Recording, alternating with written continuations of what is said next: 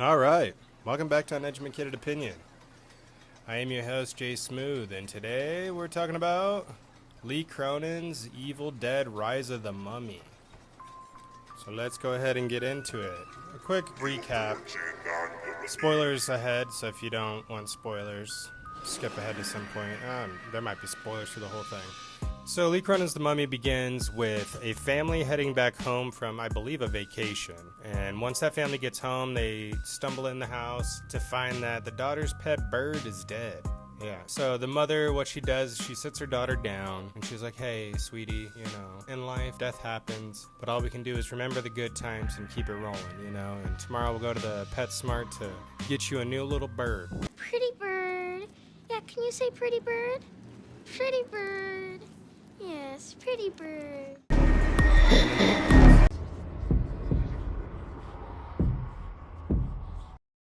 No, I'm just kidding. What she does is she takes the bird, squeezes it like it's a sponge, goes down to their basement where they seemingly have what looks like a sarcophagus there. The husband turns this crank to lift it up, and yet there's some dude wrapped up in some old-fashioned mummy wrapping. And then she's like, oh my god, did he get out? Because the lights go out, and then we're sitting there like, oh my gosh, what's gonna happen? She turns on the lighter or some shit, I forgot, or like an old school lantern, and then she peeks inside, and nah, that motherfucker ain't dead, and he's like, ran.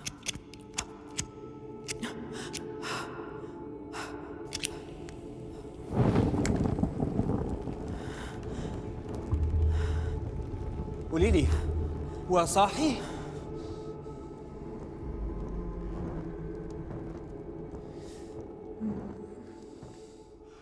الحمد لله.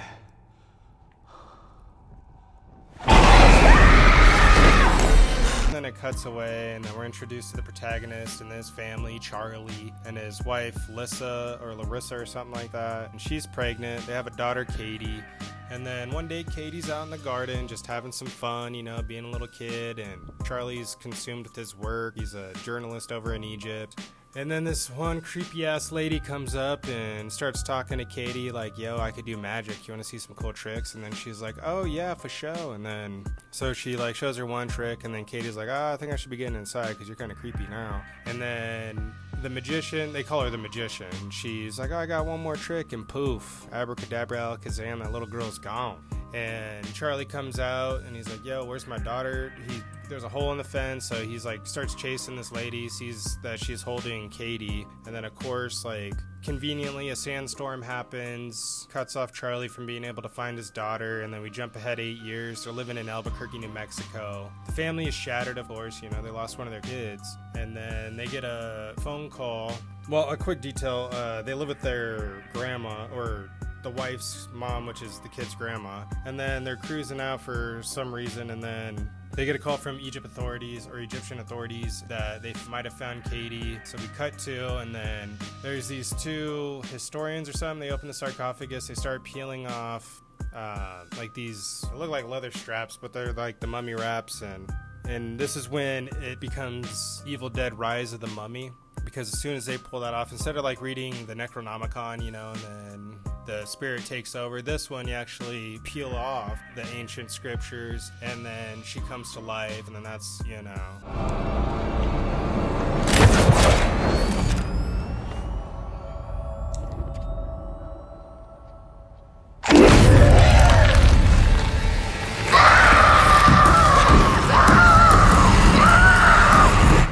arrive in Egypt to find their daughter, and then the doctor's like, yo, she ain't the same, she's completely different, she got long ass toenails and shit, and she's acting all skittish and her skin's all funky. So they go in and they're like, don't make any loud sounds or quick movements, and then they're trying to talk to her, and she ain't having it, she's all contorted and all that. And then that's when the doctor's like, all right, we're gonna keep her for testing, this is Egypt where mummification has been a thing since, way back. We're gonna go ahead and look into this because there might be some severe effects on her. It's looking like she's dead, basically.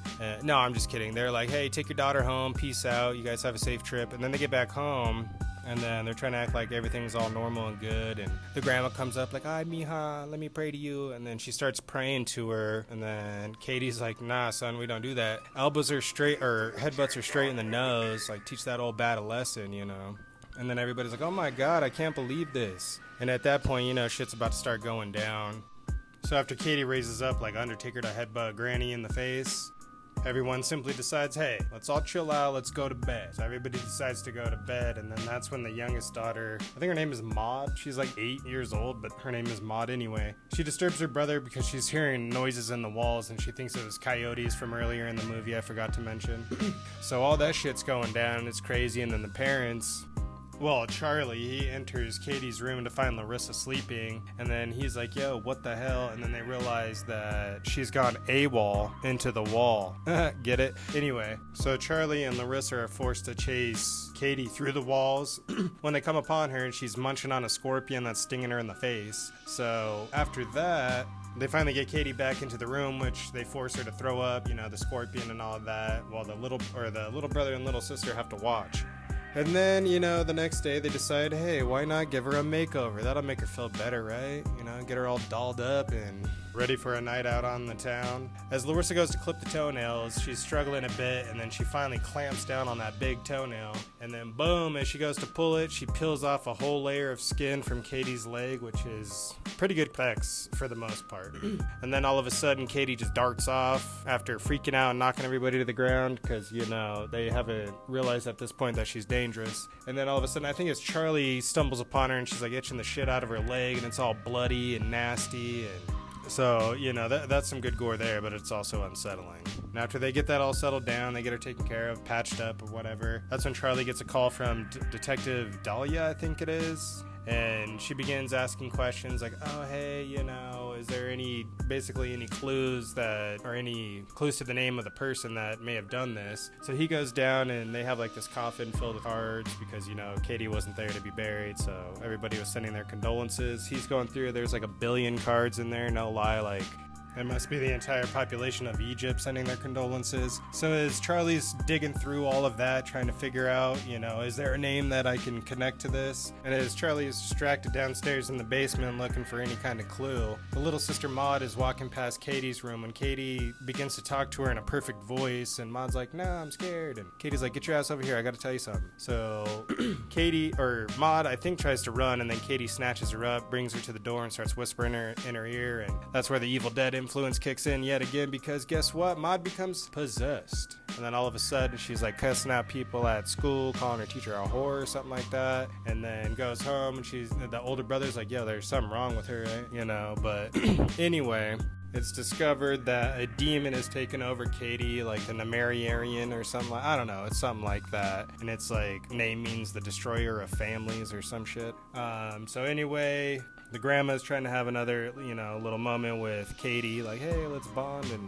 be family members. And Katie's like, nah, bitch, I ain't having any of it. Sends her flying out the window. And then that's when a gut-wrenching moment happens. And if you've seen the movie, you know what I'm talking about. It's very gut-wrenching. The grandma, you know, expires on screen. And then they begin to have a funeral, and that's when Maud is acting all fucking suspicious and crazy and chattering. And then Katie comes crawling out of the ceiling, drops into the casket, and then starts munching on her dead grandma.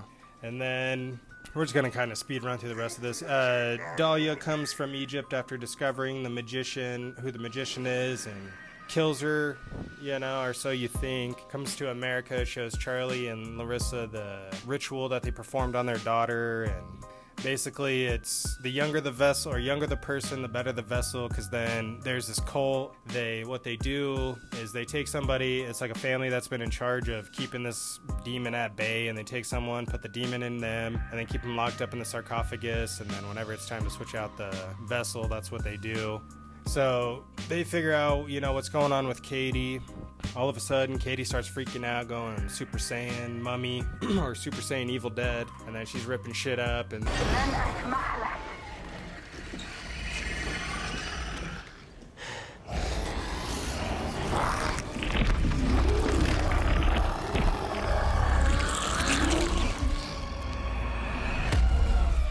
that's when Dahlia and Charlie come to the conclusion, like, yeah, I gotta sacrifice myself for my daughter, and all of a sudden starts throwing up in his mouth, and then he becomes possessed. They lock him in the basement in the same coffin or casket that all of her letters were in, and that's the end of the movie.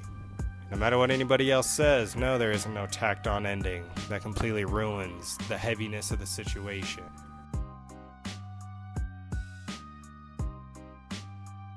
I'm lying. Yeah, there's an ending to where, you know, the magician lived, and then she's in some Egyptian prison, and then they roll in, you know, Charlie freshly possessed, and they do a little body swap yet again, which, I mean, kind of defeats the purpose of the ending and kind of takes away the stakes. But overall, I enjoyed this movie. You know, I thought the characters were decent, nothing spectacular, nothing to write home about, but they weren't annoying. They were likable for the most part. The kid actors did pretty good in my opinion. The cinematography, it's decent, but some of the zoom in, zoom out camera shots that we're accustomed to with Evil Dead, it kind of gets annoying after a while. And the opening of the movie is kind of like overly intense for no reason. What else? Oh, the gore. The gore is, it's not as crazy as I thought it was going to be, but the gore is still pretty decent. Like I said, the gut-wrenching death of the grandma, man, that was pretty wild. What else can I say good about this movie? I mean, overall, it's a popcorn flick, you know, throw it on, have some fun. Nothing too crazy. You're not going to go home thinking about this. As the next day arrives, you'll forget you watched it. But at the moment, it's fun. Some of the things I didn't like, it's kind of nonsensical. A lot of it doesn't really make sense. You know, it just kind of forced shit to happen, and it's just kind of seems like the direction of the movie was constantly changing. Overall, I wouldn't say this is necessarily a mummy movie. It's more of like Evil Dead. So if that's what you were looking for, then I would say look no further, enjoy this. I don't really know what else to say about this movie overall. It was meh, you know. Out of a 5, I'll give it like a 2. Watchable, but forgettable. Anyway, let me know what you guys think down in the comments below, and as always, remember... Stay spooky!